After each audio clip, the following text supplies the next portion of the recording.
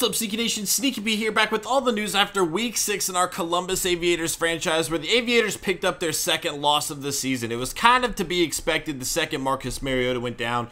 You know, we might have been able to see Patrick step up had we had other weapons like Bishop Sankey and Curtis Harden on the field, but missing three key offensive members like that was almost certainly going to lead to a loss, and the Raiders took advantage of it. Now, the thing was, our offense still managed to put some points up on the board, whereas our defense continues to let us down.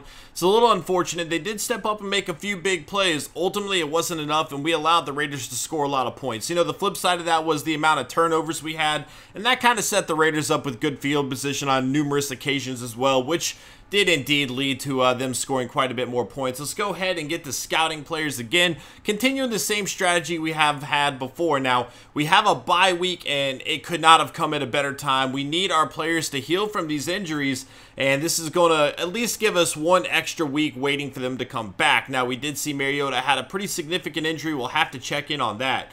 And you know, regardless, if he misses any time at all, combined with Sankey and Curtis Harden also being out, we could be in a lot of trouble for a few weeks. And despite the fact that we have a lead on the division right now, that could quickly evaporate if, you know, our rookie quarterback, Patrick, does not step up to make some plays, or if our other wide receivers, or, you know, even Dexter McCluster don't step up enough. We definitely need to see this unit come together as a whole and put together a few games while our stars are out right now.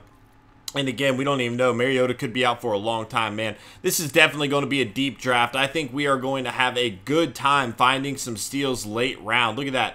B- man coverage in the 7th round. I mean, to see that kind of coverage in the 7th round is huge. It's not a great player, but that's definitely a solid backup. And, you know, in these late round picks, we could potentially find some guys that, like even B-man coverage, even better. We could potentially find some players that, you know, we could train over time. They might not be good right away, but over time, we could definitely find some solid steals down here in the draft. All right, let's go ahead and move forward so we can start negotiating contracts with a few players here.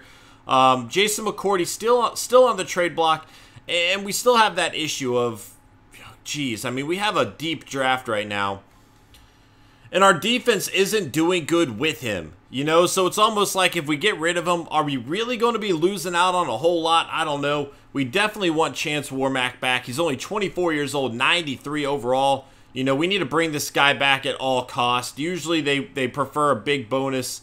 We'll give him more than he's asking. You know, that can be a dangerous game to play, but sometimes this game glitches. Even if you give them the contract they're asking for, they're going to turn it down. I definitely want to make sure Warmack comes back. He's young, he's good, and he's a player that we want to have on our offensive line moving forward. Yeah, he accepted that contract. We're good to go there. The other one that we can negotiate currently is Delanie Walker. Now, I know we can actually negotiate anybody that's going to be a free agent, but I'm kind of waiting for them to come to me.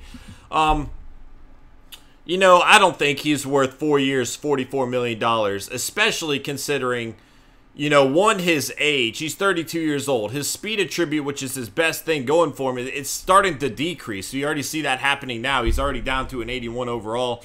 And even if I were to offer him a one-year deal, I certainly don't want to offer him $11 million.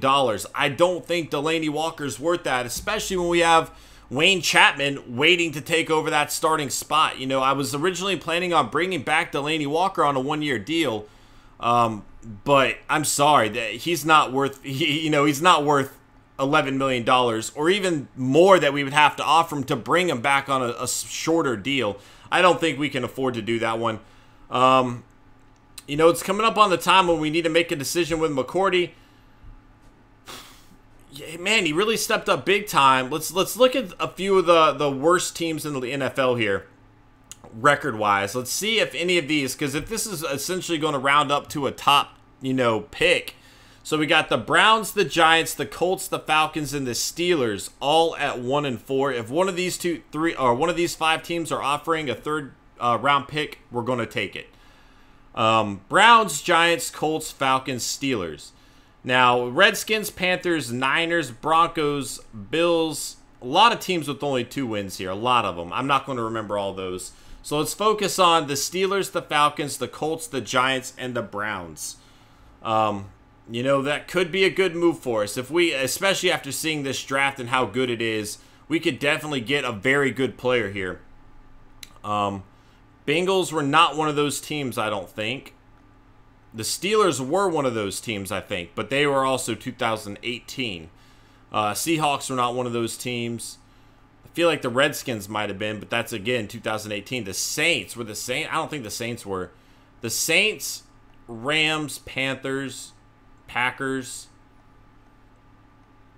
Eagles, Dolphins, Cowboys, Cardinals, Bills. Let's go check out. See the offers again, or the rankings again.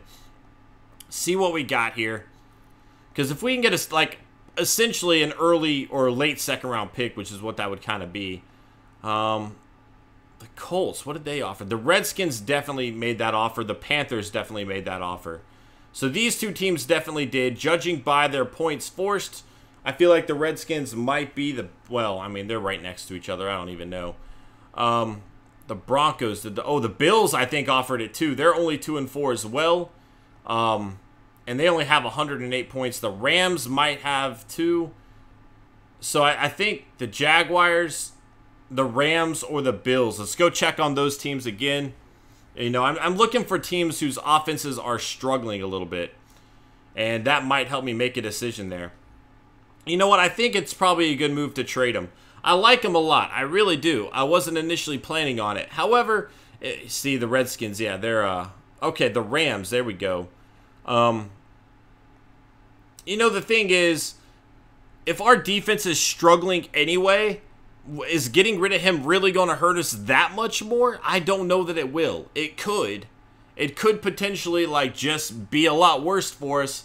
But we're giving up a ton of points as it is. And if our defense isn't doing good, we need to rebuild it. And with these injuries coming along, I'm a little bit worried that our record is going to start to fall, and maybe we are going to have to fight for a playoff spot. We already saw the Texans are right on our heels. I say we go ahead and take the trade here. It's a risky call. I wasn't originally planning on doing it, but the fact that our defense continues to give up quite a lot of points, mixed with the fact that we just got a lot of injuries right now, I think that's a good move. Combined with the fact that we've seen this is a really strong draft coming up, and we could definitely build a lot more for the future. I don't know that we're Super Bowl caliber quite yet. And if we're going to give up 36 points to the Raiders anyway, let's go ahead and make a move for our future. Again, the Texans are right on our heels. Now, we have the tiebreaker over them right now. But, you know, we're sitting pretty solid in that regard. Let's check out the stats really quick. See what we got going on. And Cooks with 10 catches, 130 yards, and 2 receiving touchdowns for the Saints. Navarro Bowman, 3 interceptions and 11 tackles for the middle linebacker there. Vincent Burfict with 3 sacks and 8 tackles. And Floyd with 10 catches, 98 yards, 4 receiving touchdowns there for the Chiefs. A monster game from him. I think that is going to be it for this episode, guys. We have a bye week, so we're going to have another news video after. We'll kind of go over some more stuff then. And yeah, I'll check y'all then. Later.